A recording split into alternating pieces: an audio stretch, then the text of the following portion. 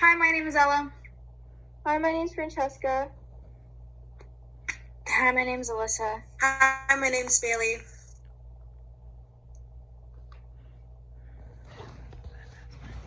All right. Former President Bill Clinton once said, "Mental illness is nothing to be ashamed of, but stigma and bias shame us all." While mental health issues pertain to everyone in our society, it is significant to teenagers and their mental health.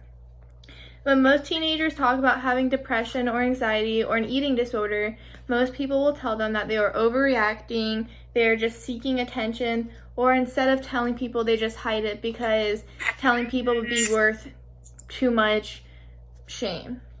Reasons why teenagers suffer from mental health is from stress, social media, and life at home. Let's look at why stress is a cause for depression, anxiety, and eating disorders in teenagers.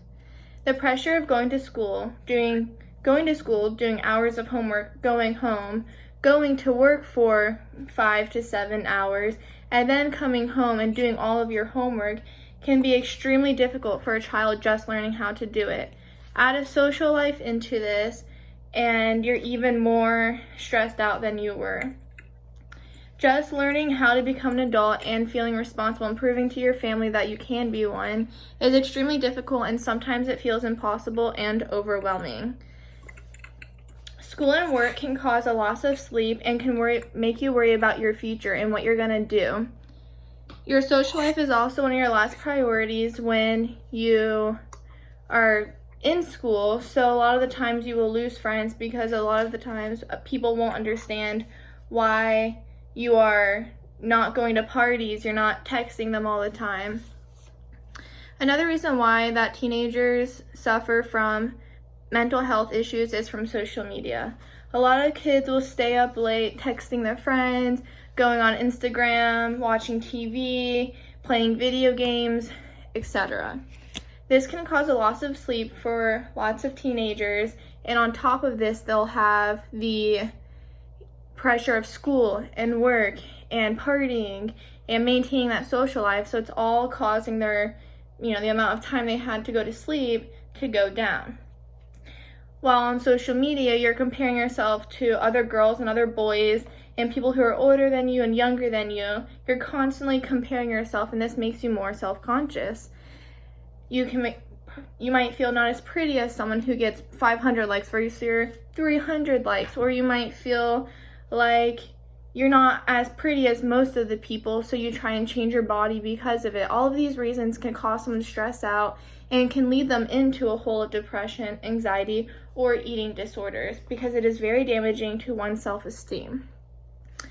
Another reason why a lot of teenagers suffer from depression and mental health issues is because of their life at home. One of the biggest struggles for teenagers is learning how to become an adult and impressing their parents enough to gain their respect. Well, when kids are often found disappointing their parents, it's also disappointing them because their parents will restrict them on what they can or cannot do and place these limitations that it's really hard for a teenager to reach. If teenagers are going to school and they're doing their work and they are maintaining a social life, everything that seems so difficult to do at once, if they are doing it and their parents aren't acknowledging the fact that they're doing it, it can lead for them to give up, because if their own parents won't acknowledge their hard work, then why would you? When parents and kids aren't getting along, a lot of kids will go do drugs and go do alcohol. Well, if anyone has done drugs or alcohol, you know that there's issues that come along with it. But if parents, instead of grounding their children and yelling at them and grounding them and taking things away, if they would just sit down and explain to their children that, doing drugs and drinking and everything can be dangerous, then a lot of teenagers will build that trust with their parents. But instead, their parents take the wrong path, and it leads to a lack of trust between the two. Parents also love to dismiss kids' feelings.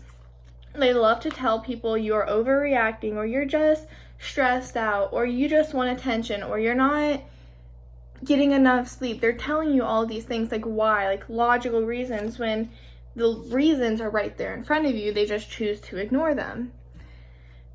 Teenagers will often find themselves confiding alone, laying in bed, watching, things that make them happier, because they're suffering alone, because if they can't trust their parents, who will they trust?